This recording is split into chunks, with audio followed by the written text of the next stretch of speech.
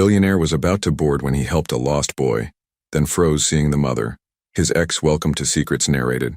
Before we begin, drop a comment telling us which city you're watching from. We love seeing how far our stories travel. When the story ends, don't forget to rate it from 0 to 10 and share what you felt along the way. And if you enjoy emotional stories filled with twists and hidden truths, make sure to follow Secrets Narrated so you don't miss the next one. Now, sit back, relax, and enjoy every detail. The pristine marble floors of Denver International Airport gleamed under the harsh fluorescent lights as Evan Whitmore adjusted his Italian leather briefcase and checked his Rolex for the third time in 2 minutes. Gate B47, first class to London, departure in 45 minutes. He could still make it. Evan's reflection in the massive terminal windows showed a man who had everything. Perfectly tailored charcoal suit, platinum cufflinks that cost more than most people's monthly rent, and the kind of confidence that only came from building a billion-dollar logistics empire from nothing. At 44, his dark hair was touched with silver at the temples, his jawline sharp enough to cut glass, and his steel blue eyes held the focused intensity that had made him one of the youngest billionaires in the aviation industry. But tonight, those same eyes carried something else, something he'd been running from for 4 years. Christmas Eve. The airport buzzed with families reuniting, couples embracing, children squealing with excitement about Santa's imminent arrival. Evan moved through the chaos like a ghost, his long strides carrying him past the holiday decorations that seemed to mock his solitude. Get to the gate. Board the plane. Don't think about it. The mantra had worked for 4 years. Every December 24th, he found a reason to be somewhere else. London this time. Far from the memories of Christmas mornings that used to mean something. Far from the ghost of what he'd destroyed. His phone buzzed. Another business call he'd ignore. Nothing mattered except getting on that plane. That's when he heard it. A soft whimpering sound, barely audible over the airport's constant din. Evan's steps slowed despite his urgency. Near the children's play area, a small figure sat hunched on the floor, clutching a red toy car against his chest. The boy looked to be around 3.5 years old, with sandy brown hair that stuck up in impossible directions and tears streaming down his chubby cheeks. He wore a navy blue sweater with a reindeer on the front and tiny jeans that had clearly seen better days. Evan stopped walking entirely. Not your problem. Keep moving.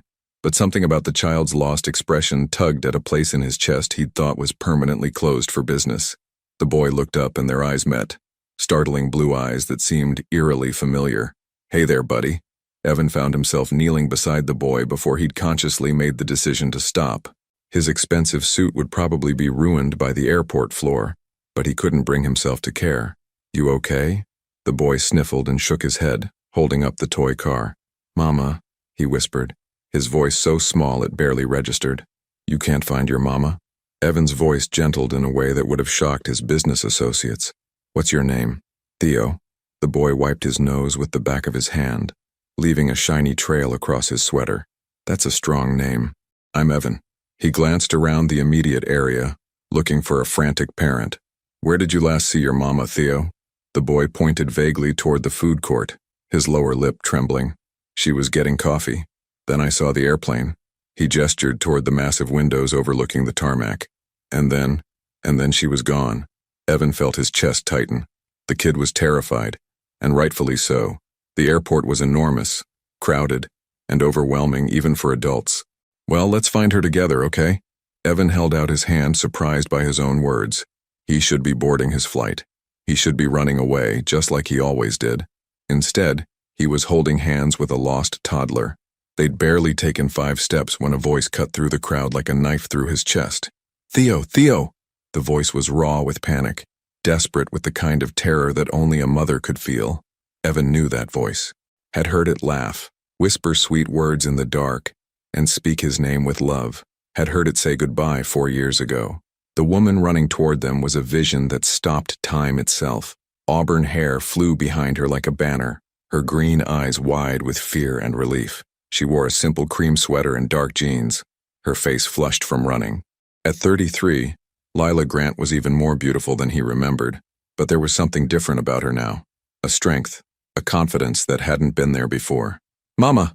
Theo broke free from Evan's hand and ran straight into her arms. Lila dropped to her knees and swept the boy up.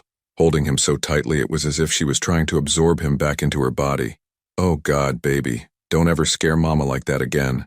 I thought—" Her voice broke as she pressed kisses into his hair. Then she looked up. Their eyes met across the 3 feet of space that might as well have been an ocean. Lila's face went completely white, her lips parting in shock. Evan. His name fell from her lips like a prayer, a curse, and a question all at once. But it was Theo who broke the spell, pulling back from his mother's embrace to point excitedly at Evan. "Mama, this is my friend. He helped me find you." The boy's words hung in the air between them as Lila studied Evan's face, then looked down at Theo, then back up at Evan. He could see the exact moment the realization hit her, the way her breath caught, the way her arms tightened protectively around the child who had his eyes, his stubborn cowlick, his way of tilting his head when he was thinking, the child who was calling Lila Mama. Evan's world tilted off its axis as one impossible truth crashed into his consciousness like a freight train. How could you have a son who's nearly 4 years old that you never knew existed? What secrets has time been keeping? And what will Evan do when he realizes that the son he just helped find might be his own? The silence stretched between them like a taut wire, ready to snap. Airport announcements echoed overhead, but the words might as well have been in a foreign language. Evan's mind raced, calculating dates, remembering their last night together, the mathematics of biology clicking into place with brutal clarity. Lila stood slowly, Theo still in her arms, her green eyes never leaving Evan's face. She looked like a cornered animal, protective, wary, ready to bolt. "We need to talk." Evan's voice came out rougher than he intended. "No, we don't." Lila shifted Theo to her hip, the boy's small arms wrapping around her neck. "Come on, baby. We need to catch our flight." She turned to leave, but Evan stepped sideways, not blocking her path exactly, but making it clear he wasn't going anywhere. "Lila, please." The word please felt foreign in his mouth. Evan Whitmore didn't beg. He commanded, negotiated, conquered. But standing there looking at the woman who'd walked away from him and the child who might be his son, he found himself in uncharted territory. "Please what, Evan?" Her voice was steady, controlled, but he could see the tremor in her hands. "Please what? Pretend this is a coincidence? Pretend you care?" Theo lifted his head from his mother's shoulder and looked curiously between the two adults.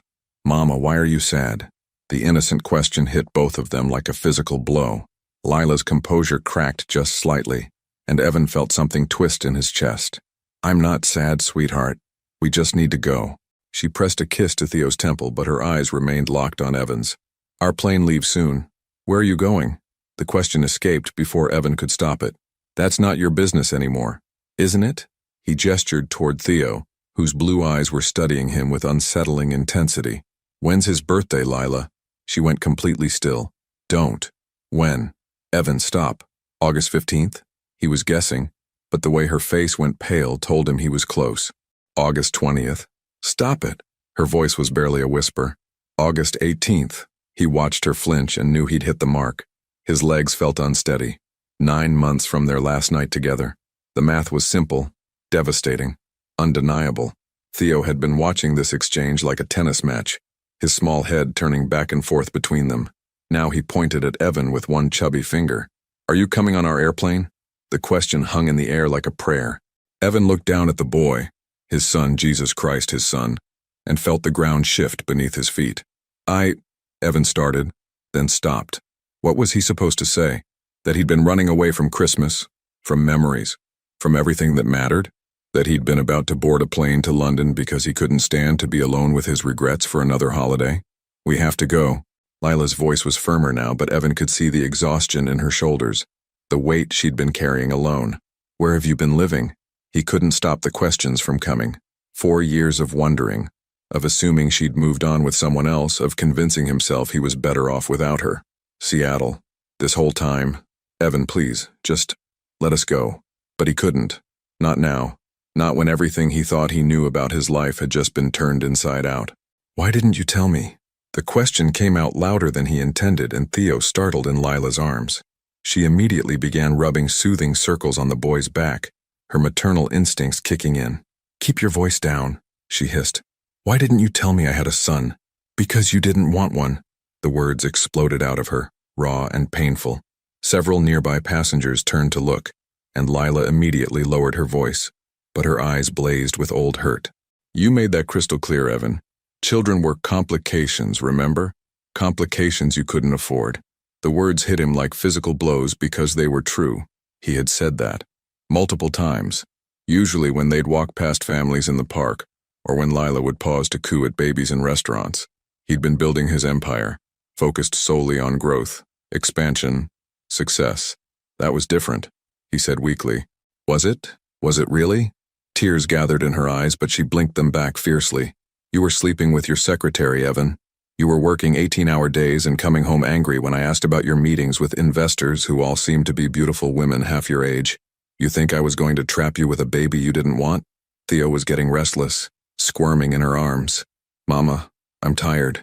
I know, baby. Just a few more minutes. She bounced him gently, her voice automatically shifting to that soft, musical tone all mothers seem to possess. Evan watched the interaction with fascination and growing pain. This woman had raised his child alone, had gone through pregnancy alone, labor alone, sleepless nights alone, had celebrated first words, first steps, first everything without him. I would have changed, he said quietly. If I'd known. Would you have? She looked at him with such profound sadness it took his breath away. Or would you have written checks and hired nannies and convinced yourself that was enough? He opened his mouth to protest, then closed it, because the truth was, he didn't know. The man he'd been 4 years ago might have done exactly that. Mama, who is that man? Theo was looking at Evan again with those impossibly familiar eyes. Lila's jaw tightened. He's someone Mama used to know. Is he nice? The simple question from his son's innocent mouth broke something inside Evan's chest. I try to be, he answered directly to Theo, his voice gentle. Theo smiled, a brilliant, gap-toothed grin that was pure sunshine. I like your watch, it's shiny. Despite everything, Evan almost smiled. Thank you. We really need to go. Lila was already backing away, but Evan could see the conflict in her eyes. Part of her, a small part, wanted to stay to hash this out to figure out what the hell they were supposed to do now. What flight are you on? Evan, just tell me what flight. She hesitated, then sighed. Southwest 1847 to Seattle. It boards in 20 minutes. He pulled out his phone, fingers flying across the screen. Cancel it. What? Cancel the flight. We need to talk. Really talk. And not here. Not in an airport with a toddler who doesn't understand what's happening. I can't just cancel our flight. We have plans, commitments. I'll get you on another flight. Tomorrow. Next week. Whenever you want. But Lila, he stepped closer, careful not to spook Theo. I just found out I have a son. Don't you think that deserves more than a 5-minute conversation in an airport terminal? She was wavering. He could see it in the way her grip tightened on Theo, in the way she was biting her lower lip. A nervous habit he remembered from their time together. What do you want from us, Evan? The question was so simple, so direct, and yet he didn't have an answer. What did he want? To be a father? To win her back? To make up for 4 years of not knowing his son existed? I want to not be a stranger to my own child. The words hung between them, heavy with possibility and pain. In the distance, a gate agent announced the boarding of Southwest Flight 1847 to Seattle. Lila looked toward the gate, then down at Theo, then back at Evan. The weight of her decision pressed down on all of them as she stood at the crossroads between the life she'd built and the man who'd just walked back into it.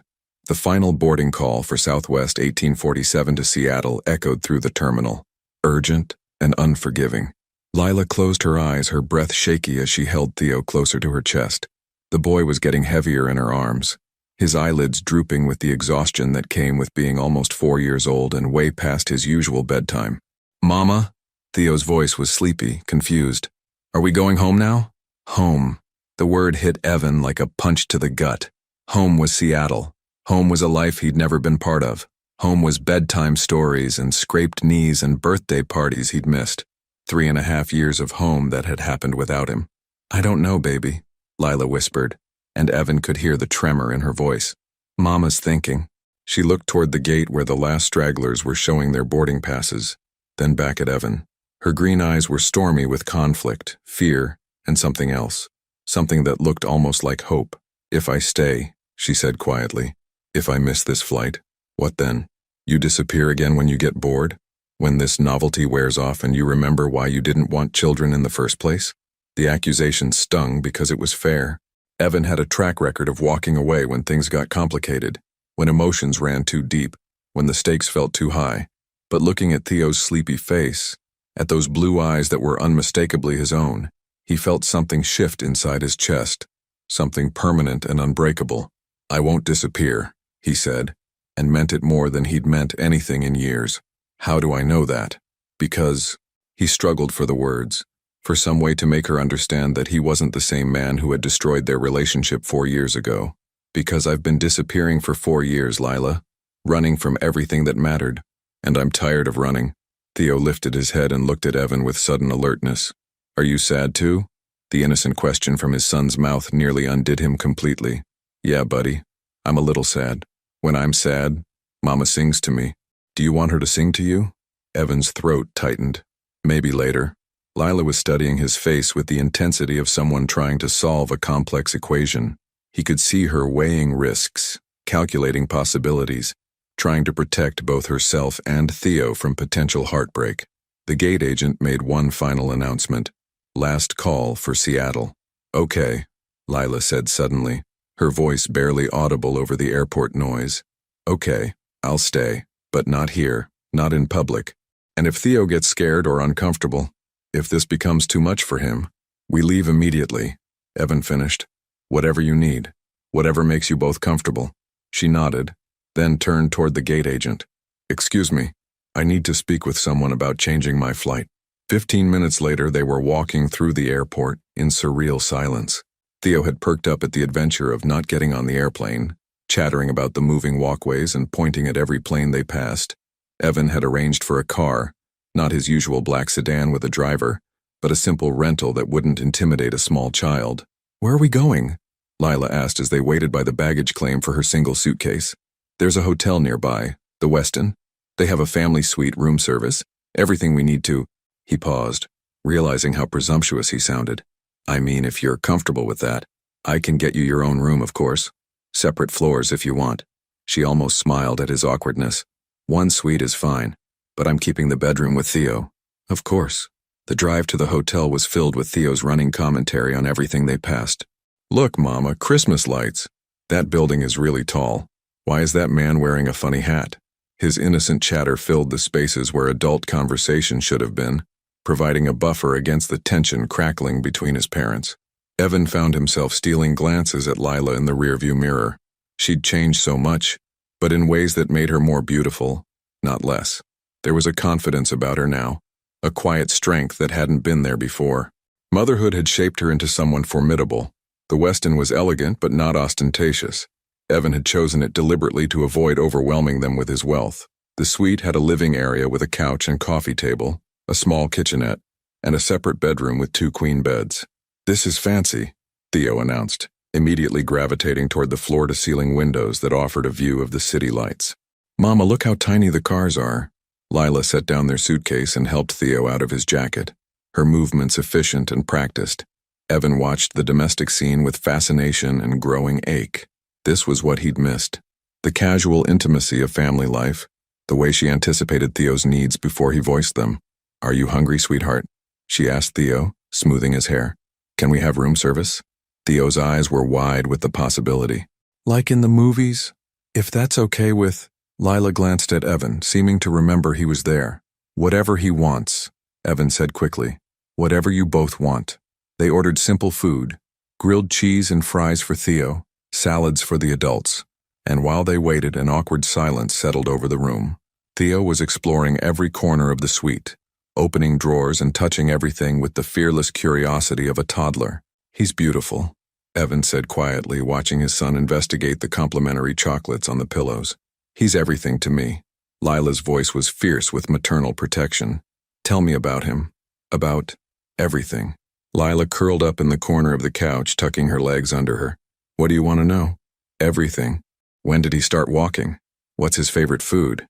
Is he in preschool? Does he have friends? What makes him laugh?"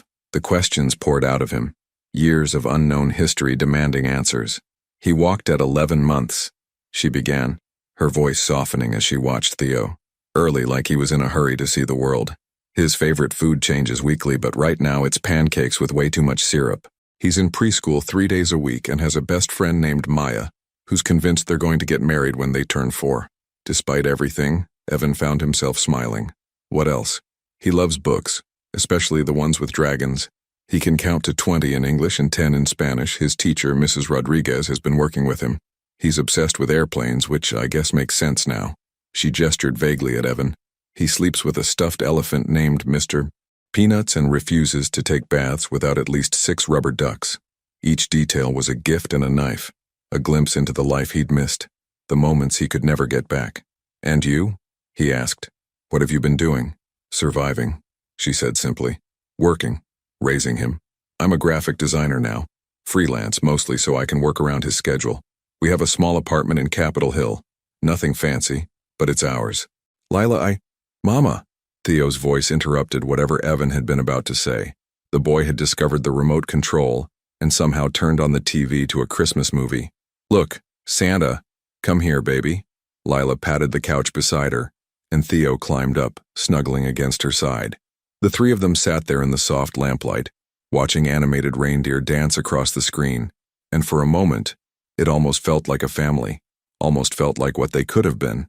But Evan knew that underneath the temporary peace there were deeper conversations waiting, harder truths to face, and the biggest question of all, whether forgiveness was possible after 4 years of absence and a lifetime of damage already done.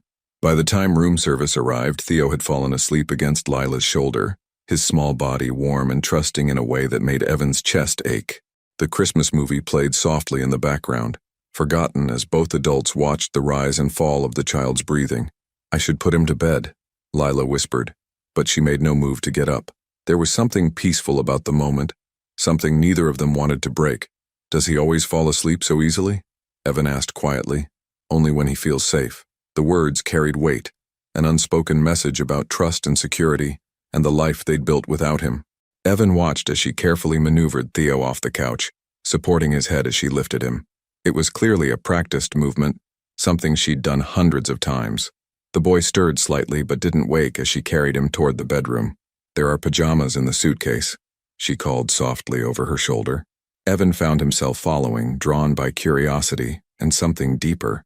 He stood in the doorway, watching as Lila efficiently changed Theo into dinosaur print pajamas, the boy remaining mostly asleep through the process. She tucked him under the covers of one of the queen beds, kissed his forehead, and whispered something too low for Evan to hear. "What did you say to him?" Evan asked when she joined him back in the living area. "That he's safe, that I love him, and that I'll be right here when he wakes up."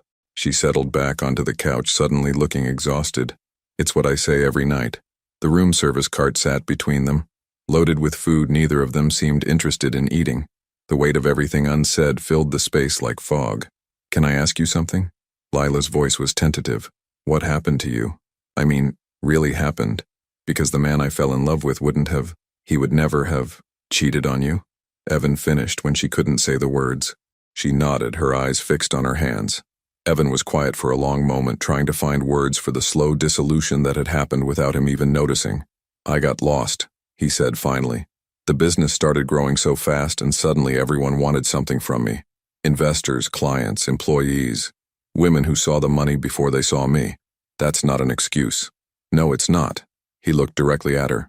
"I started believing I deserved the attention, that I'd earned the right to have everything I wanted when I wanted it. I convinced myself you'd understand, that you'd wait, that what we had was solid enough to survive my mistakes. But it wasn't." "But it wasn't," he agreed. "And by the time I realized what I was losing, you were already gone." Lila reached for her water glass, her movements careful and controlled. "Do you know what the worst part was? It wasn't even the cheating, not really. It was that you stopped seeing me. I'd try to tell you about my day and you'd answer emails.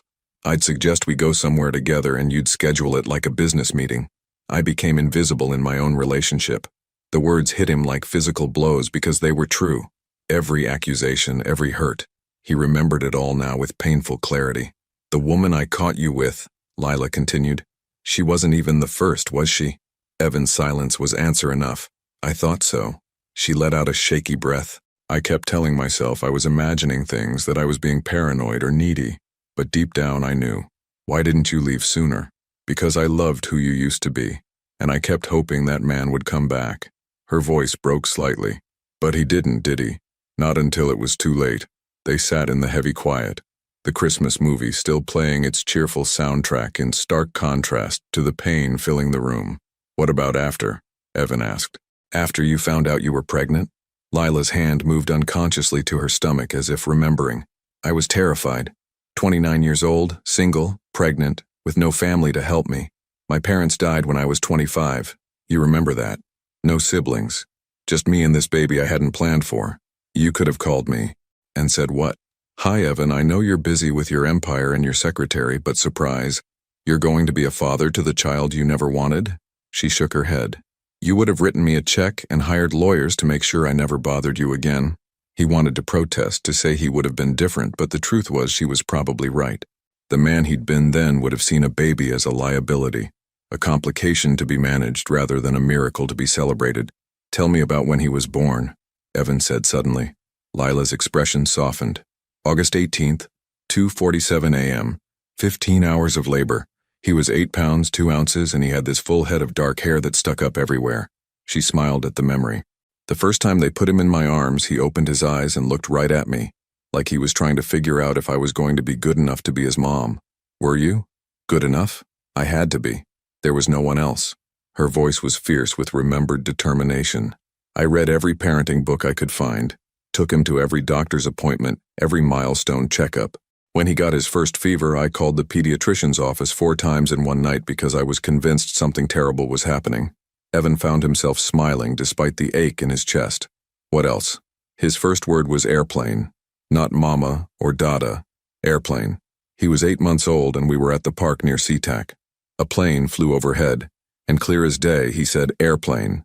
I cried for an hour because I thought it was a sign that he missed his father, even though he'd never met you." The irony wasn't lost on either of them. Theo's obsession with planes, Evan's aviation empire, genetics expressing themselves in ways neither parent could have anticipated. "What would you have named him if you'd known about my middle name?" Evan asked. "What's your middle name?" "Theodore." Lila went very still. "You're kidding. Theodore James Whitmore. My grandfather's name. I named him Theodore because it means gift of God," she whispered. "I had no idea. So he's Theodore? Despite everything, Lila laughed. A real laugh, not bitter or sarcastic, but genuinely amused. "I guess he is. It was such a small moment, such a tiny connection, but it felt monumental, like the universe had been orchestrating this reunion long before any of them knew it." "Lila," Evan said carefully, "I know I don't have the right to ask this, and I know I can't undo the past 4 years, but I want to be in his life, in whatever way you'll allow." She studied his face for a long time, searching for something. "You'll have to prove it. Not with money or grand gestures, but with consistency, with showing up. Theo's been hurt by people leaving before. Babysitters who didn't work out, my ex-boyfriend who decided he wasn't ready to be a stepfather after 6 months." "You had a boyfriend?" The question came out sharper than he intended, and Lila raised an eyebrow. "I had a life, Evan. I tried to move on. It didn't work out because—" She paused, looking embarrassed. "Because I apparently have terrible judgment when it comes to men. What was wrong with him?" "Nothing was wrong with him. He was kind, patient, good with Theo. But he wasn't—" She stopped herself, but Evan could fill in the blank. "He wasn't you." The admission hung between them, unspoken but understood. Despite everything, the betrayal, the hurt, the years of silence, some part of her had never stopped loving him. And God help him, he'd never stopped loving her either. Evan woke to the sound of small feet padding across hardwood floors, and a whispered conversation he couldn't quite make out. Sunlight streamed through the hotel curtains, and for a moment, he was disoriented, until he remembered where he was, and why. He'd fallen asleep on the couch sometime after midnight, despite Lila's offer to get him his own room. Neither of them had wanted to break the fragile connection they'd rebuilt through hours of careful conversation. "Mama, why is the man still here?" Theo's voice carried from the bedroom, curious but not afraid. "Remember I told you we were going to talk? Well, we're still talking." Lila's voice was soft, patient. "Is he going to have breakfast with us?" Evan held his breath, waiting for her answer. "Would you like that?" "Yes. Can we order room service again? With pancakes?" Evan found himself smiling before he was fully awake. His son wanted to have breakfast with him. Such a simple thing, but it felt like winning the lottery. He heard movement in the bedroom. Then Theo appeared in the doorway, still in his dinosaur pajamas but wide awake, and ready to explore. When he saw Evan on the couch, his face lit up with genuine delight. "You're still here." "I'm still here," Evan confirmed, sitting up and trying to smooth down his wrinkled dress shirt. He probably looked like hell, but Theo didn't seem to care. "Are you hungry? Mama says we can have pancakes." "That sounds perfect." Lila emerged from the bedroom looking effortlessly beautiful in jeans and a soft green sweater that brought out her eyes. Her auburn hair was pulled back in a messy bun, and she had the kind of natural glow that didn't need makeup. "Good morning," she said, and there was something different in her voice, less guarded than yesterday. "Good morning. Did you sleep okay?" "Better than I expected." She moved to the kitchenette and started a pot of coffee. Theo's convinced that since it's Christmas morning and there's snow outside, today is going to be magical. Evan looked out the windows and saw that she was right. Soft white flakes were falling steadily, blanketing the city in pristine white. He might be onto something. "Mama, can we build a snowman later?" Theo bounced on his toes with excitement. "We'll see, baby. We need to figure out our plans for the day." Evan felt a stab of panic. Plans. Reality. The fact that this perfect bubble couldn't last forever. "What time is your rescheduled flight?" he asked. "Tomorrow evening." She didn't look at him as she said it. "I figured we needed more than 12 hours to figure things out." Relief flooded through him. A whole day. 24 more hours to prove himself, to show both of them that he'd changed. "Can I take you somewhere today? Both of you?" The invitation came out before he'd fully formed the thought. Lila paused in her coffee making. "Where?" "I don't know. Wherever Theo wants to go." "What do you like to do on Christmas, buddy?" Theo scrunched up his face in concentration. "We usually go to the zoo, but the zoo here might be closed because of Christmas." "What about the aquarium?" Evan suggested. "The downtown aquarium is open on holidays. They have sharks and stingrays and this tunnel you can walk through where fish swim all around you." "Really?" Theo's eyes went wide with wonder. "Really? And after that, maybe we could drive around and look at Christmas lights. I bet this city has some pretty amazing displays. Can we, Mama? Please, please, please." Lila looked between Theo's hopeful face and Evan's careful expression. "I suppose that would be okay, but first breakfast. And you need to get dressed." "I'll order room service," Evan said, reaching for the phone. "Pancakes for the birthday boy." "It's not my birthday." Theo giggled. "That was in August." "Oh, right. Pancakes for the Christmas boy, then." As they waited for breakfast to arrive, Evan found himself on the floor with Theo, playing with the toy cars the boy had brought in his backpack. It was surreal, watching his son create elaborate scenarios involving crashes and rescues complete with sound effects and dramatic commentary. "This one is the daddy car," Theo said, holding up a blue sports car. "And this is the mama car." He showed Evan a red sedan. "And this is the baby car." A tiny yellow taxi completed the family. "What do they do together?" Evan asked, genuinely curious about how his son's mind worked. "They go on adventures, and when the baby car gets scared, the daddy car protects him, and the mama car sings songs to make him feel better." The simple innocence of it broke Evan's heart and filled it at the same time. This was what family was supposed to be. Protection, comfort, presence. "That sounds like a perfect family," Evan said quietly. "Yeah," Theo agreed enthusiastically. Then he looked up at Evan with those serious blue eyes. "Are you somebody's daddy?" The question hung in the air like a live wire. Lila stopped moving in the kitchenette, clearly listening. Evan met his son's gaze steadily. "I think I might be. I'm still figuring it out." "Oh," Theo seemed to consider this.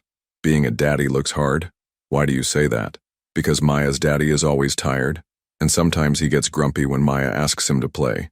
But he still loves her a lot." "How do you know he loves her?" "Because he always comes back.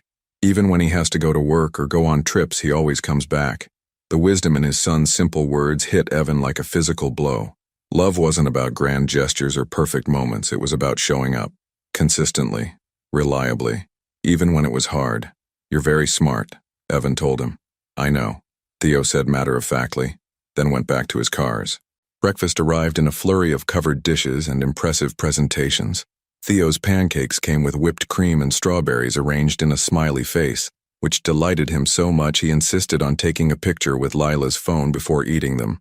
"This is the best Christmas ever," he declared through a mouthful of pancakes and syrup. "Even without presents?" Lila asked, cutting up his food into smaller pieces. "We don't need presents. We have pancakes and snow and..." He looked at Evan thoughtfully. And new friends. New friends.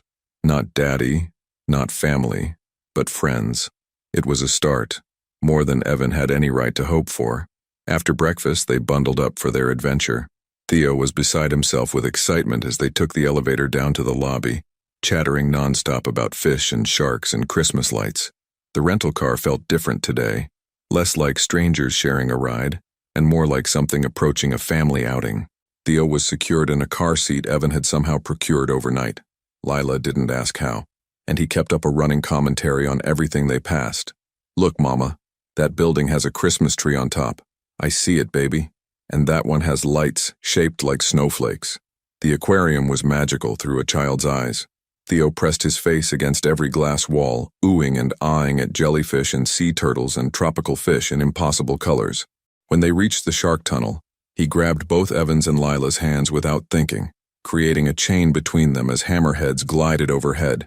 I'm not scared, he announced, though his grip tightened when a particularly large shark swam directly above them.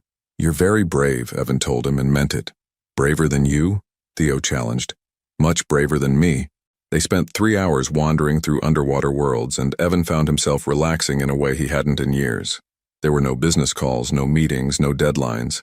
Just the simple pleasure of watching his son discover new things.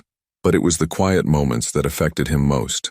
The way Theo automatically reached for Lila's hand when they crossed busy areas. The way she anticipated his needs before he voiced them.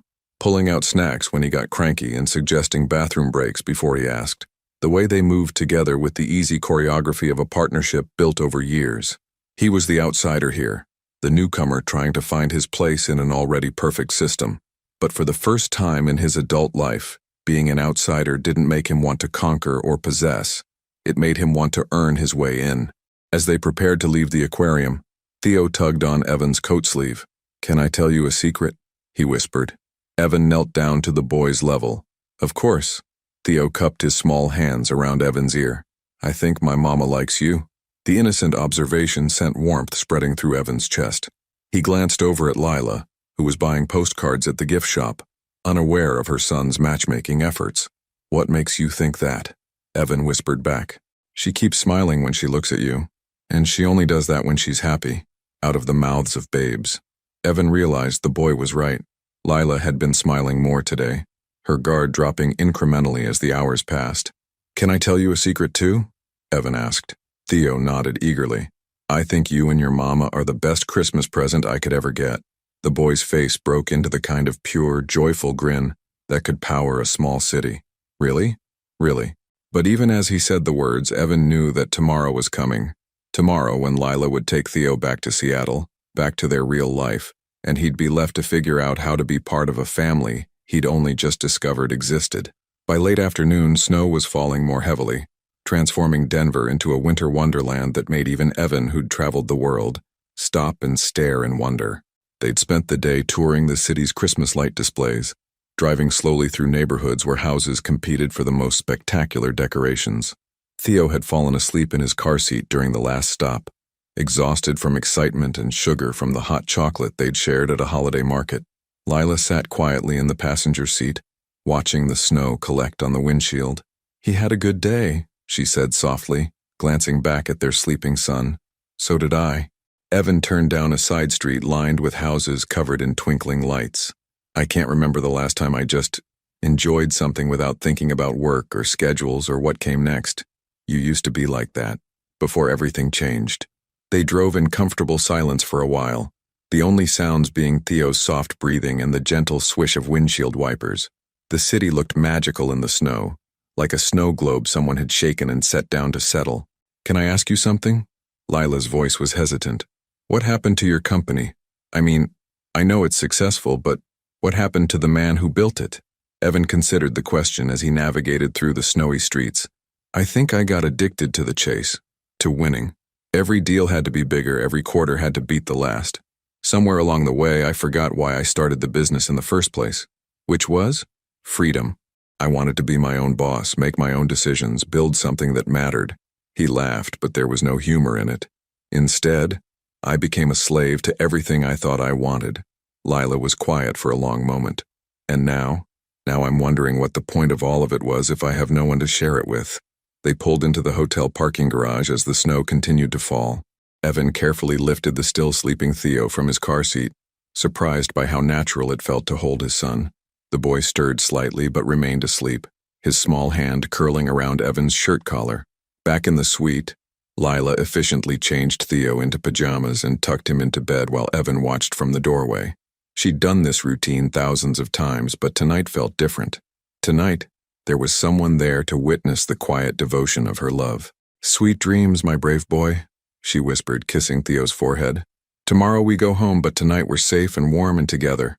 The word home hit Evan like a cold splash of reality. Tomorrow. Their flight was at 7 p.m. In less than 24 hours they'd be gone, and this magical interlude would be over.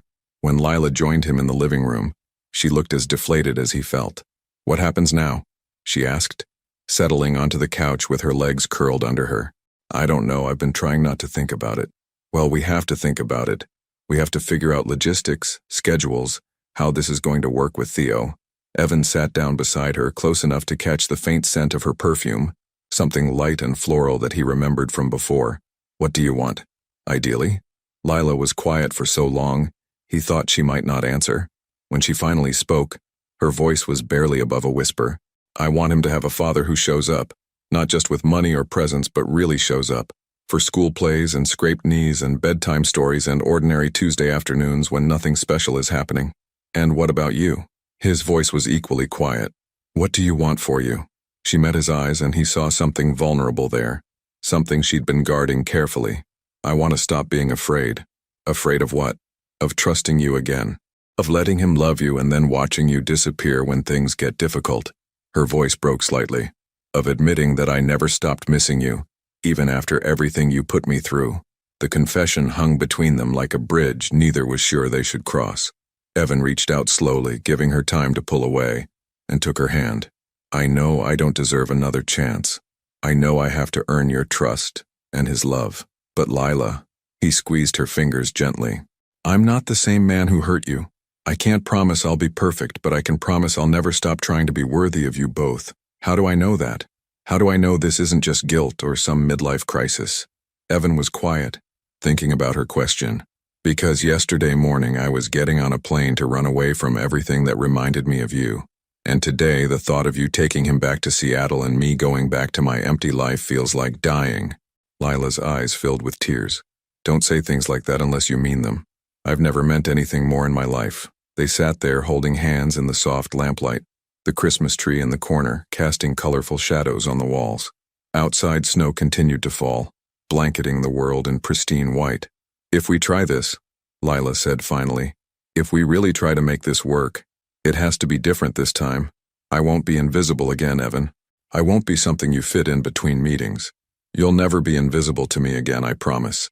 She studied his face for a long moment, searching for sincerity, for some sign that this time would be different. Whatever she saw there must have satisfied her because she nodded slowly. "Okay, we can try, but slowly, carefully. And if you hurt him, if you hurt either of us, I won't. You don't know that.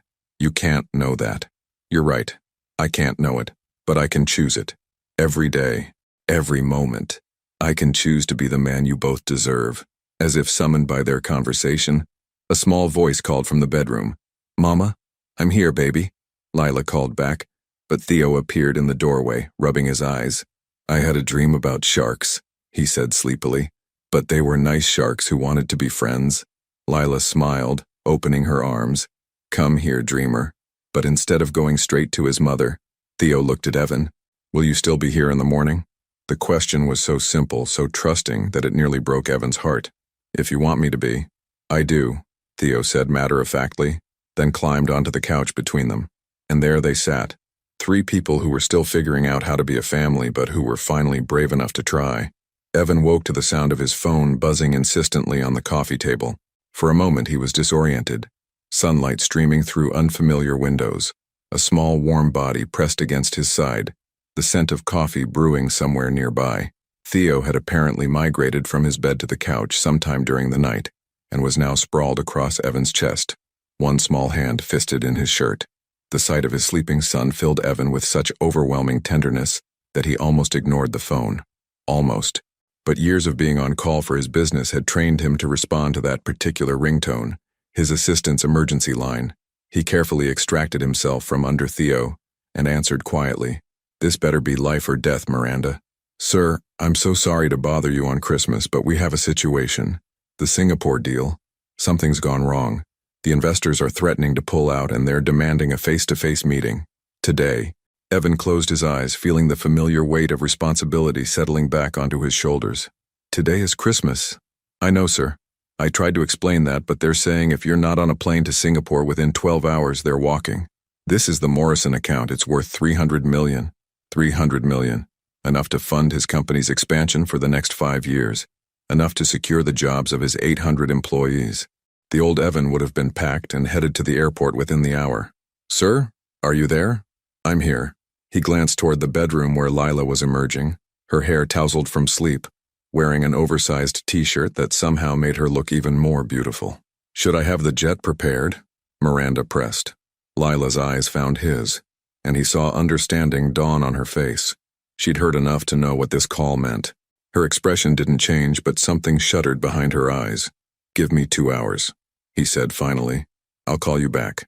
He hung up and found Lila staring at him with the careful blankness she'd perfected during their relationship, the look that meant she was protecting herself from disappointment. "You have to go," she said simply. "I don't know. Maybe. It's complicated. It always is." She moved to the kitchenette, her movements sharp and efficient. "Coffee?" "Lila, let me explain." "There's nothing to explain. You have a business to run. Important deals. I understand." But her tone suggested she understood all too well, understood that despite everything they'd talked about last night, nothing had really changed. "Mama?" Theo sat up on the couch, his hair sticking up in impossible directions. "Why do you sound sad?" "I'm not sad, baby. Just tired." She poured coffee into a mug with hands that weren't quite steady. "How did you sleep?"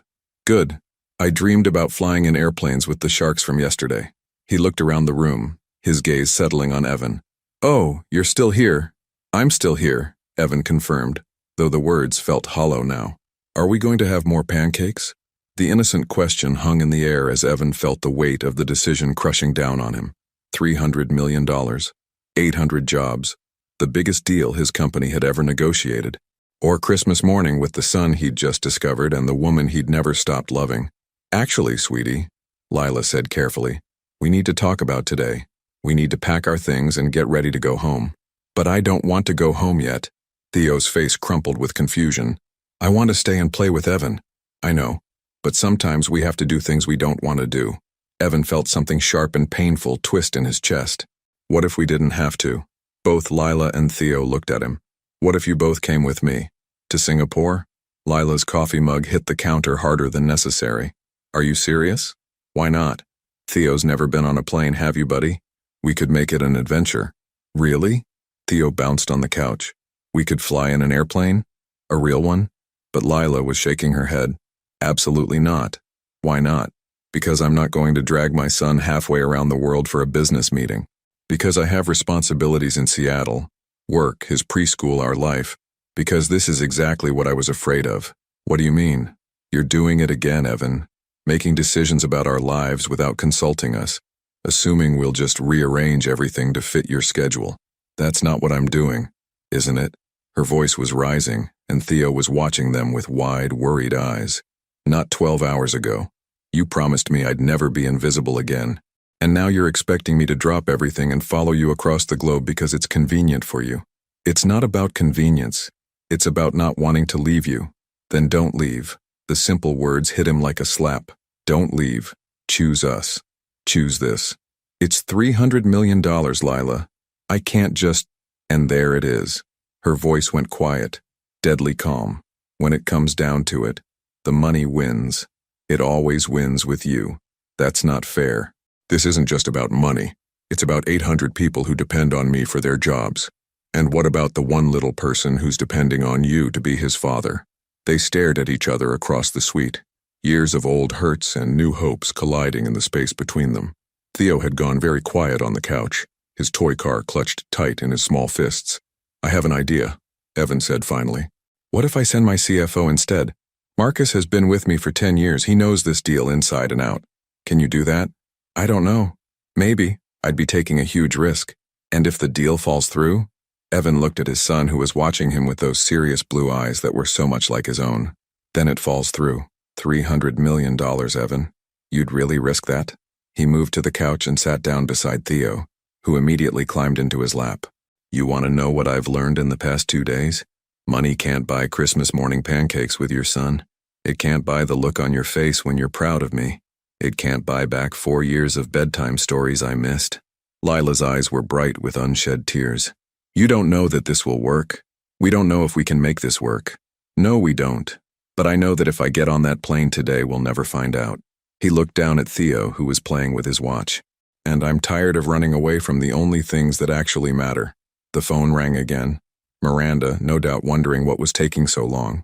Evan looked at it, then at Lila, then at his son, and for the first time in his adult life, he let it go to voicemail. Mama, Theo said quietly, are you and Evan going to keep fighting? Lila's face crumpled. No, baby, we're not fighting. We're just trying to figure some things out. Grown-ups are weird, Theo observed matter-of-factly. Despite everything, both Evan and Lila laughed. Yes, Lila said, wiping her eyes. We really are. Evan's phone buzzed with a text, then another. He could feel the weight of his business empire pulling at him, demanding his attention, his presence, his life. But for once, something else was pulling harder. Evan's phone had been buzzing non-stop for 20 minutes. Texts from Miranda, calls from board members, emails marked urgent flooding his inbox. The Singapore investors were getting impatient, and his entire company was in crisis mode. But he was sitting on the hotel room floor, building a tower out of coffee stirrers with his son, and he'd never felt more at peace. Higher, Theo demanded, carefully placing another stirrer on top of their precarious construction. Make it touch the ceiling. I don't think we have enough stirrers for that, buddy. Then we need to call room service and ask for more. Lila was curled up in the armchair, watching them with an unreadable expression. She'd been quiet since their argument earlier, processing everything that had happened. Evan's phone rang again. This time it was Marcus, his CFO. I should take this, he said apologetically, stepping away from the tower. Evan, what the hell is going on? Miranda says you've gone radio silent on the biggest deal in company history. Marcus, I need you to go to Singapore. What? Now? Today? Right now. I'm sending the company jet. You know this deal better than anyone except me. You can handle it. Evan, are you insane? These investors specifically requested you. They won't accept a substitute, especially not last minute.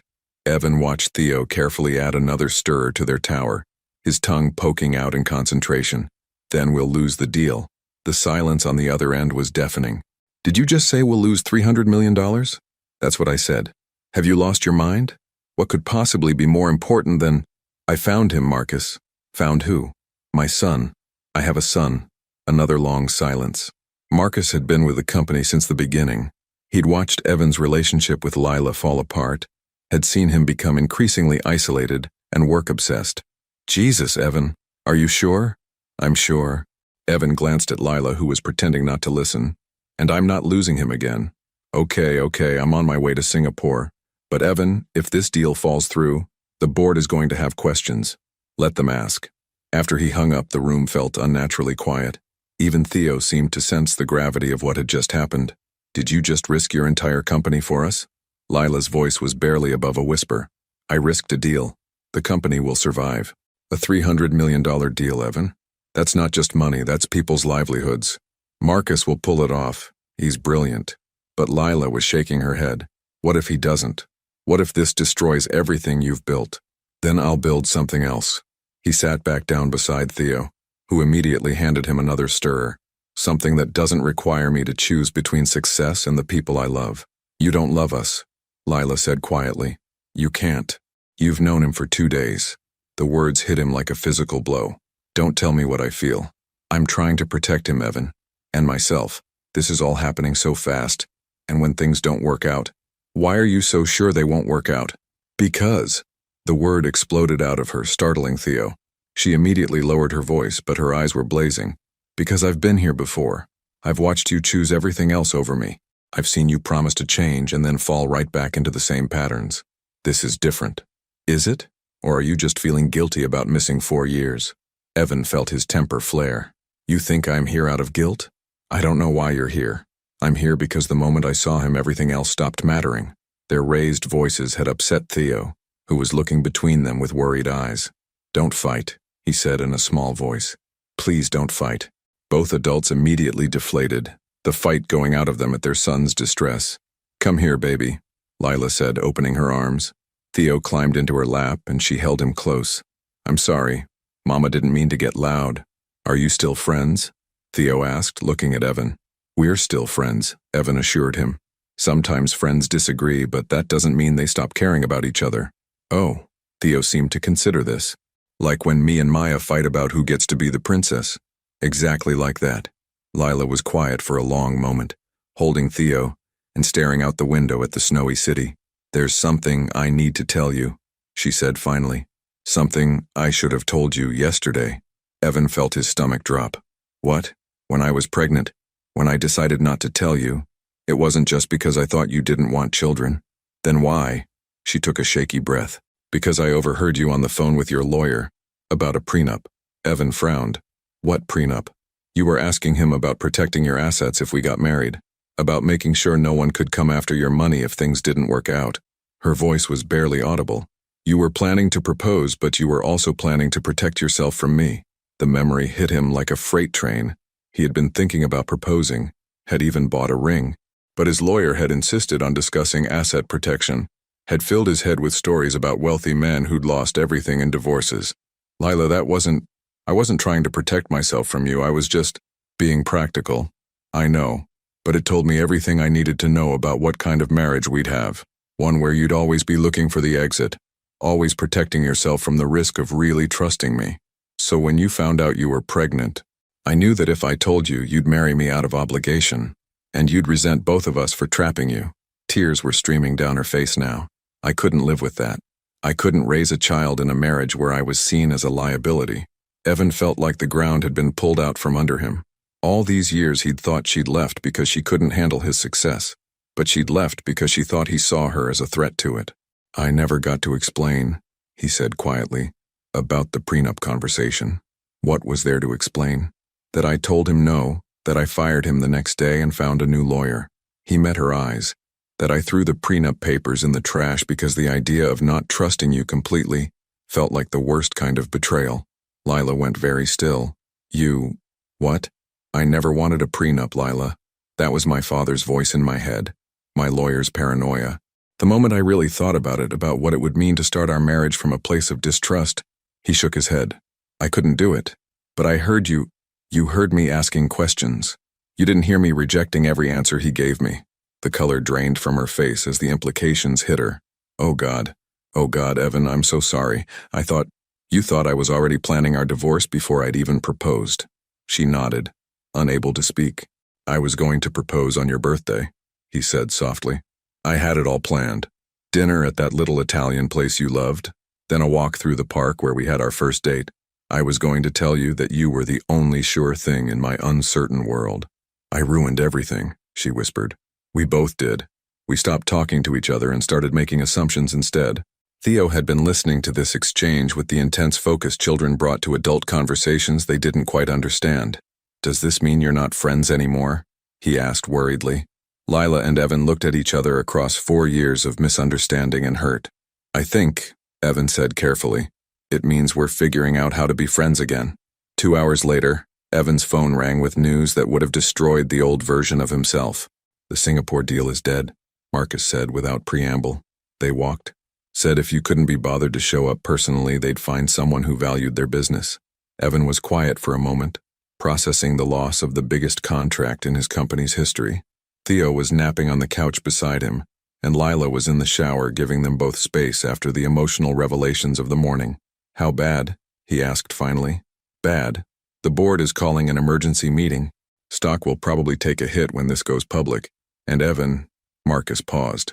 There are already rumors that you've lost focus. Some of the major investors are getting nervous. Let them be nervous. This could cost you control of your own company. Evan looked down at his sleeping son, at the way Theo's hand was curled around his finger even in sleep. Then maybe it's time for a change. Jesus, you really have lost your mind. Maybe, or maybe I've finally found it. After he hung up, Evan sat in the quiet hotel room watching snow fall outside the windows. Everything he'd built over the past decade was potentially crumbling, and he felt peaceful. For the first time in years, he felt like himself again. Lila emerged from the bathroom, her hair damp and her face scrubbed clean of makeup. She looked younger somehow, more like the woman he'd fallen in love with all those years ago.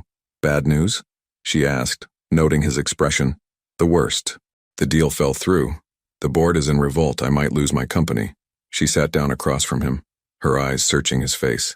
"And how do you feel about that?" "Relieved," he said, surprising himself with the honesty. "Terrified, but relieved." "Why relieved?"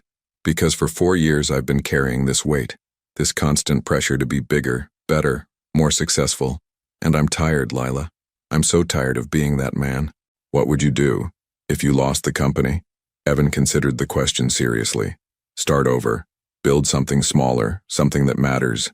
Maybe focus on sustainable aviation or pilot training programs for underprivileged kids." He smiled at the thought. Something Theo could be proud of when he's old enough to understand. "You'd really do that? Give up everything you've built?" "I'd give up everything I've built for a chance to build something better." Theo stirred on the couch, blinking sleepily. "Are we still at the hotel?" "We're still here, buddy," Evan said gently. "Good. I like it here." Theo sat up, his hair sticking up in impossible directions. "Can we stay forever?" Lila and Evan exchanged glances. The question of what happened next had been hovering over them all day. "Theo, we need to talk about that," Lila said carefully. "About what happens when we go home to Seattle." "I don't want to go home without Evan," Theo said matter-of-factly. "He's my friend." "I know, sweetie, but Evan has his own home, his own life." "Actually," Evan interrupted, "I've been thinking about that." Lila raised an eyebrow. "Thinking about what?" "Seattle's a beautiful city. Good business opportunities. Amazing coffee." He paused, his heart racing. "I could relocate." "Evan, I'm serious. I could move my headquarters there, or start something new. Be close to Theo." "Close to?" He looked directly at her. "Close to both of you. You can't just uproot your entire life." "Why not? You did it. You built a whole new life in Seattle, raised an amazing kid, started a career. If you can do it, so can I." Theo was bouncing with excitement. "Would you live near us? Could I see you every day?" "If your mama says it's okay." All eyes turned to Lila, who looked overwhelmed by the magnitude of what they were discussing. "This is crazy," she said. "You're talking about moving across the country for people you've known for 3 days. I'm talking about moving across the country for my family." The word hung in the air between them. Family. Not just his son, but all of them together. "We're not a family, Evan. We're figuring out what we are." "Then let's figure it out together. In the same city. In the same time zone." He leaned forward, his voice gentle but determined. "I spent 4 years running away from you, from us, from everything that mattered. I don't want to spend another day doing that. What if it doesn't work out? What if we try this and we're just too damaged, too different now? Then at least we'll know we tried. And Theo will have his father in his life, which is what matters most." Theo had been following this conversation with intense concentration. Now he climbed off the couch and stood between his parents, looking from one to the other. "I have an idea," he announced solemnly. "What's that, buddy?" Evan asked. "We could have a trial run." Both adults stared at him in amazement. "Where did you learn about trial runs?" Lila asked. "Miss Rodriguez at school. She said when things are hard, you try them for a little bit first to see if they work." Evan found himself grinning. "That's brilliant. What kind of trial run were you thinking?" Theo screwed up his face in concentration. Maybe Evan could come visit us in Seattle for a week, and if he likes it and we like it, then he could stay longer." "Out of the mouths of babes," Lila murmured. "What do you think, Mama?" Theo looked at her hopefully. "Could Evan come visit us?" Lila was quiet for a long moment, and Evan could practically see the war being fought behind her eyes. Fear versus hope. Past pain versus future possibility. "A trial run," she said finally. 1 week. You'd stay in a hotel?" "Of course. And we'd take things slowly. No pressure, no expectations. Whatever you're comfortable with. And if it doesn't work out, if this is just holiday magic that doesn't survive real life, then we figure out how to co-parent from a distance without making it weird. Deal." She looked at Theo, who was practically vibrating with excitement, then back at Evan. 1 week. Starting after New Year's, when things go back to normal. "I can't wait," Evan said, and meant it more than he'd ever meant anything. Yay! Theo threw himself at both of them, wrapping his small arms around their necks and pulling them into an impromptu family hug. And for the first time since that terrible day 4 years ago when everything had fallen apart, Lila allowed herself to hope that maybe, just maybe, some things could be put back together.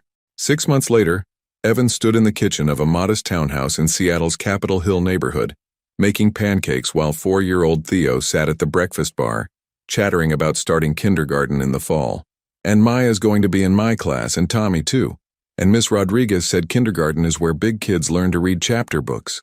Theo listed excitedly, counting on his syrup-sticky fingers. That sounds exciting, Evan said, flipping a pancake with perhaps more flair than necessary, earning an impressed whoa from his son. The trial week had turned into a month, then 3 months, and finally Evan had sold his Denver penthouse and made the move official. He'd stepped down as CEO of his company, keeping a minority stake but turning day-to-day operations over to Marcus, and started a smaller aviation consulting firm focused on sustainable technology. It wasn't the empire he'd built before, but it was something he could be proud of. Something that didn't require 18-hour days or constant travel. Something that left room for school pickup and bedtime stories and Saturday morning pancakes. Is Mama coming down for breakfast? Evan asked, though he already knew the answer. Lila had been working late on a big project for a nonprofit organization. Her freelance business had grown into something much larger than either of them had expected. She's in the shower. She said to tell you she'll be down in 5 minutes and that you better not eat all the pancakes before she gets here. Evan grinned. Some things never changed. Lila's sweet tooth, her inability to function before her first cup of coffee, the way she hummed old songs when she thought no one was listening. Other things had changed dramatically, like the fact that she was living in his townhouse now, not just visiting. Like the way she'd fallen asleep in his arms last night after they'd stayed up talking about Theo's school, their work, their carefully rebuilt relationship, like the small velvet box currently hidden in his sock drawer upstairs. Morning, boys. Lila appeared in the doorway, her damp hair pulled back in a messy bun, wearing one of Evan's old Stanford t-shirts that hit her mid-thigh. She looked rumpled and beautiful and absolutely perfect. Morning, beautiful, Evan said, leaning over to kiss her cheek as she passed. Pancakes, she said, stealing a piece from Theo's plate. My favorite. Hey, those are mine, Theo protested, but he was giggling. I'll make more, Evan assured them both. We have all morning. It was true. Saturday mornings had become sacred in their house. No work calls, no urgent emails, just the three of them being a family. Lila poured herself coffee and leaned against the counter, watching Evan cook with a soft smile. What time do we need to leave for the school visit? Not until noon. The kindergarten orientation is pretty informal. Evan glanced at her. Are you nervous about him starting big school? A little. It feels like such a big step. He's growing up so fast. She moved to the kitchenette and started a pot of coffee. Sometimes I can't believe my baby is starting real school. He's going to do great. He's smart, confident, and he's got the best mom in the world. What if he's not ready? What if he misses us too much? Evan set down his spatula and moved to stand in front of her. Then we'll be right there to pick him up. But Lila, look at him. He gestured toward Theo, who was building a tower with his pancake pieces. He's ready for this adventure. Evan, her voice was soft, touched. I have something for you, he said suddenly. For both of you, actually. It's not my birthday, Lila said, confused. And it's not Christmas, Theo added helpfully. No, but it's special anyway. Evan took a deep breath, his heart pounding. Stay right here. Don't move. He disappeared upstairs, leaving Lila and Theo looking at each other in bewilderment. What do you think he's getting? Theo whispered. I have no idea, baby. When Evan returned, he was carrying a manila folder and the small velvet box, though he kept the box hidden behind his back. Okay, he said, his voice slightly shaky with nerves. Theo, this is for you first. He handed the folder to his son, who opened it with intense concentration, his face scrunching up as he tried to read the official-looking documents inside. I can't read all these big words, Theo said. They're adoption papers, Evan said quietly. If you want, if your mama says it's okay, I'd like to adopt you, officially, legally, so that you're not just my son in my heart, but on paper too. Theo's eyes went wide. Does that mean you'd be my real daddy? I'm already your real daddy, buddy. This just makes it official. Yes, Theo launched himself at Evan, wrapping his arms around his neck. Yes, yes, yes. I want that. Lila was crying, her hand pressed to her mouth. Evan, are you sure? The legal process, the paperwork. I've never been more sure of anything in my life. He turned to her, still holding Theo. Which brings me to what I wanted to give you. He set Theo down and pulled out the velvet box, dropping to one knee right there in their kitchen with pancakes burning on the stove and morning sunlight streaming through the windows. Lila Grant. 4 years ago, I was an idiot who almost lost the most precious thing in his life. You gave me a second chance I didn't deserve, and you've made me a better man than I ever thought I could be. His voice was thick with emotion. I love you. I love our son. I love the life we've built together, and I want to keep building it for the next 50 years. He opened the box, revealing a simple, elegant solitaire. Nothing flashy or ostentatious, just perfect. Will you marry me? Lila was sobbing now, happy tears streaming down her face. You're really doing this? Proposing to me in our kitchen in your old t-shirt while our son eats pancakes? Is there anywhere else you'd rather be? She looked around their kitchen, at Theo bouncing excitedly on his stool, at the half-eaten pancakes and scattered newspapers, at the coffee maker they'd fought over counter space for, and the pictures on the refrigerator documenting their new life together. No, she said, laughing through her tears. There's nowhere else I'd rather be. Is that a yes? That's a yes. Evan slipped the ring onto her finger with shaking hands, then stood and kissed her while Theo cheered, and the smoke detector started beeping, because the pancakes had indeed burned. I love you, Evan whispered against her lips. I love you too, she whispered back. All of you. This whole beautiful, messy, perfect life. Are we going to be a real family now? Theo asked, tugging on both their hands. We've always been a real family, Lila said, pulling him into their embrace. Now we're just making it official. Like the adoption papers? Exactly like the adoption papers. They stood there in their kitchen, holding each other while the smoke alarm blared and the winter sun painted everything gold, and Evan knew with absolute certainty that this was what happiness looked like.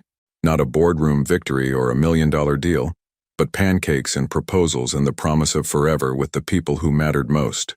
Some love stories begin with grand gestures and fairy tale moments, but the best ones, the ones that last, begin with the simple decision to choose each other every day in all the ordinary moments that make up a life. And as Theo helped them clean up the burned pancakes while planning their joint birthday engagement adoption celebration, Evan realized that sometimes the best things in life really do come to those who stop running long enough to let love catch up. 5 years later, the morning sun streamed through the windows of the Whitmore family's kitchen as Lila adjusted 8-year-old Theo's tie for the 3rd time. He was squirming with barely contained excitement, his dark hair finally tamed into something resembling respectability. Mom, it's fine, he protested, though his grin was infectious. I look good enough. You look perfect, she said, stepping back to admire her son, their son, in his miniature black suit. Your baby sister is going to be so proud to have you as her big brother today. Through the kitchen window, Lila could see Evan in the backyard, setting up chairs for the intimate christening ceremony they'd planned. At 49, he was even more handsome than the day she'd fallen in love with him, his temples now fully silver, his face lined with the kind of wrinkles that came from years of genuine laughter. Is Dad nervous? Theo asked, following her gaze. Probably. You know how he gets when everything has to be perfect for you kids. He wasn't nervous when Emma was born. Lila smiled, remembering. Yes, he was. He just hid it better. 2-year-old Emma Rose Whitmore was currently napping upstairs, blissfully unaware that today was her official welcome into the world. She had Evan's blue eyes and Lila's stubborn streak, and she'd had her father wrapped around her tiny finger from the moment she'd arrived. The kitchen door opened, and Evan stepped inside, his sleeves rolled up, a satisfied expression on his face. Everything's ready outside. The photographer should be here any minute, and your mother just pulled up. Grandma's here. Theo shot toward the front door like a rocket. Evan moved to stand behind Lila, wrapping his arms around her waist and resting his chin on her shoulder. How are you feeling, Mrs. Whitmore? Happy, she said simply, leaning back against his chest. Grateful. Sometimes I still can't believe this is our life. Believe it. He pressed a kiss to her temple. We've earned every moment of it. The past 5 years had been everything Lila had hoped for and more. Evan had built his new company into a moderate success. Not the empire his old firm had been, but something sustainable, ethical, and personally fulfilling. They'd bought this house together, gotten married in a small ceremony in their backyard, and welcomed Emma after 2 years of trying. But more than the milestones, it was the everyday moments that proved they'd gotten it right this time. Evan coaching Theo's Little League team. Family dinners without phone interruptions. Saturday morning pancakes that had become a sacred tradition. The way Evan still brought her coffee in bed every morning. The way he'd learned to braid Emma's hair. The way he never missed a single important moment in their children's lives. Do you ever miss it? Lila asked quietly. The corporate world? The deals? The power? Never. His answer was immediate and certain. That man I used to be. He was successful, but he was miserable. He had everything except what mattered most. What matters most? This. You. Them. Coming home to people who love me not because of what I can provide, but because of who I am when I'm with them. Emma's cry came through the baby monitor, signaling the end of her nap. Evan automatically moved toward the stairs, but Lila caught his hand. I'll get her. You should finish getting ready. Are you sure? I don't mind. I know you don't. She stood on her tiptoes to kiss him softly. That's why you're such a good father. Upstairs, Emma was standing in her crib, her dark curls wild with sleep, her arms reaching immediately for her mother. Mama! Hello, my beautiful girl, Lila cooed, lifting her daughter into her arms. Are you ready for your big day? As she changed Emma into the christening gown that had been Lila's grandmother's, she couldn't help but think about that Christmas Eve 5 years ago when everything had changed. If someone had told her then that she'd end up here, married to Evan with 2 children and a life full of love and laughter, she never would have believed it. But fairy tales, she'd learned, didn't always start with once upon a time. Sometimes they started with heartbreak and second chances and the courage to trust again. Mrs. Whitmore? Evan's voice came from downstairs. Our guests are arriving. Coming, she called back, settling Emma on her hip. The ceremony was perfect in its simplicity. Close friends and family gathered in their backyard, sharing stories and promises about the beautiful little girl who would grow up surrounded by love. Theo held Emma during the blessing, his protective big brother instincts already strong, and Lila felt her heart nearly burst with pride and joy. As the afternoon sun began to set and their guests mingled over champagne and cake, Evan found Lila sitting on their back porch watching Emma toddle around the yard while Theo chased bubbles. Penny for your thoughts, he said, settling beside her. Just thinking about time, how fast it goes, how much can change. She looked at him, this man who'd traveled halfway across the country to build a new life with her. Do you remember what you said that first morning in the hotel? About not wanting to be a stranger to your own child? I remember. Look at you now. She gestured toward the yard where Emma had discovered a flower and was trying to show it to everyone within reach. She adores you. Theo thinks you hung the moon. You're not just their father. You're their hero. Evan was quiet for a moment, watching his children with wonder that hadn't dimmed even after all these years. They saved me, you know. Both of you did. I was so lost before I found you again. We saved each other. As the evening wound down and they tucked their children into bed, Lila reflected on the journey that had brought them here. It hadn't been easy. Rebuilding trust never was. There had been arguments and misunderstandings, moments when old fears crept in and threatened to derail everything they were building. But they'd learned to talk through the hard things, to choose each other even when it was difficult, to remember that love wasn't just a feeling but a daily decision. Now as she stood in the doorway watching Evan read bedtime stories to both children, Emma curled on his lap, Theo snuggled beside him. She knew with absolute certainty that every struggle had been worth it. Some love stories end with the wedding. The best ones, the ones that matter, begin there. Because real love isn't about the grand gesture or the perfect moment. It's about showing up day after day, year after year, for all the ordinary magic that makes up a life shared. And as Evan looked up and caught her watching them, his face breaking into that smile that still made her heart skip after all these years, Lila knew that their story was far from over. It was just beginning. Would you have made the same choice Evan did, giving up everything for love? Sometimes the greatest success isn't measured in dollars or deals, but in the laughter of children and the trust of the person who chooses to build a life with you. Your participation means a lot to the channel. Please share your thoughts in the comments. Thank you for watching. If you enjoyed the story, please subscribe to our channel and leave a comment below letting us know what you thought. Your feedback and support mean a lot to us. Stay tuned for more exciting stories.